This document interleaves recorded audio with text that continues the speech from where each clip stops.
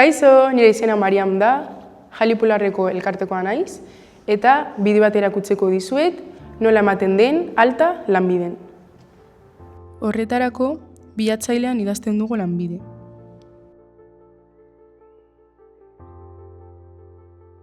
Eta agertzen den lehenengo estekan klik egiten dugu. Lanbide Euskadirena. Webgunean sartuta, goialdean ikusten dugu aukera bat, nire lanbiden sartzeko. Dagoeneko registratu bagaude. Bera eginez gero, beste aukera batzuk agertzen dira. Hala nola, hitzordua eskatu, lanbiden izena eman, edo ikasketak eta estatistikak kontsultatu. Bideo honetan izena emateari erreperatuko diogu. Beraz, esteka horretan klik egiten dugu. Hurrengo horrian, azaltzen dute nola eskatu lanbiden izena ematea. Hori egin daiteke identifikazio eta elektronikoaren ziurtagiri baten bidez.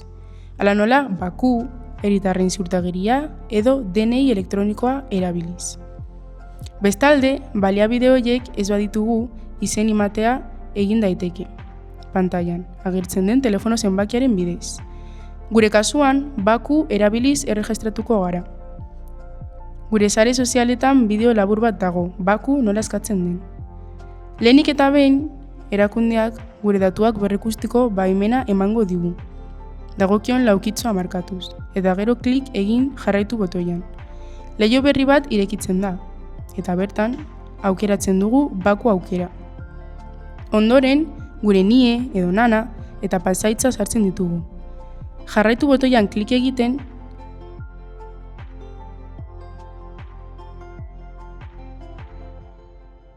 eta baku eskatu genuenean emandako telefonoa zenbakira kode bat jasoko dugu.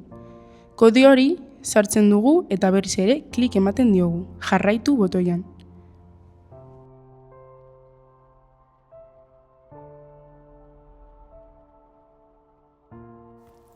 Leiho berri batean aterako zaigu informazioa idazteko, gure DNIa, NIA, gure jaio egunaren informazioak, eta azkenik jarraitu botoiari emango diogu.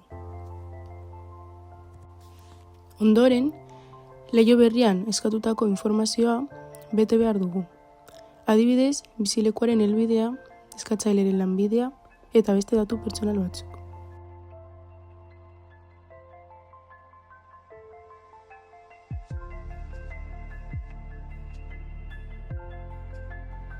Lauki guztiak bete ondoren, datuen egiaztapen informazioa irakurri eta onartu behar dugu.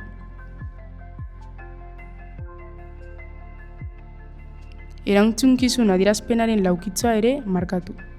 Emandako informazioa legitimoa dela baieztatuz. Azkenik, klik egiten dugu bidali botoian. Eta horrela, lanbiden izena emateko eskaera aterako zaigu. Prozeduraren hurrengo urratsei buruzko jarraikinarazpenak jaso arte. Proiektu hau finantzatuta izan da Gasteizko Udalengatik eta gauzatuta Jalipularengatik, Gambia Euskadi, Telemil Euskadi, Manos sobre Corazón eta Mujeres de Kenia. Eskerrik asko!